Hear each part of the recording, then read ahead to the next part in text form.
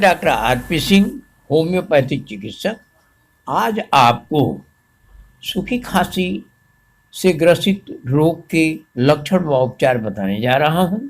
यदि आपको किसी भी रोग से संबंधित कोई समस्या हो तो निःशुल्क परामर्श हेतु दिए गए नंबर पर संपर्क करें।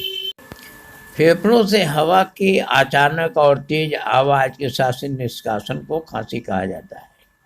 वायु मार्ग में जमा होने वाले किसी भी असुविधाजनक पदार्थ को निष्कासित करने के लिए यह शरीर की प्राकृतिक प्रतिक्रिया है।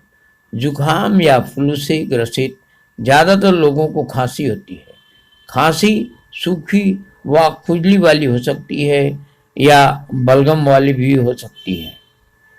सूखी खांसी खांसी का एक प्रकार है जो बहुत कम श्लेष्मा या कफ पैदा करती है या बिल्कुल भी नहीं करती है। इसको चिकित्सा भाषा में टिकली कफ भी कहा जाता है।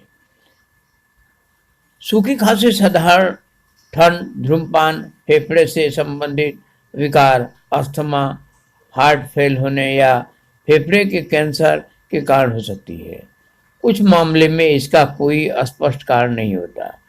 लगातार हो रही सूखी खांसी आपके दैनिक जीवन को गंभीर रूप से प्रभावित कर सकती है।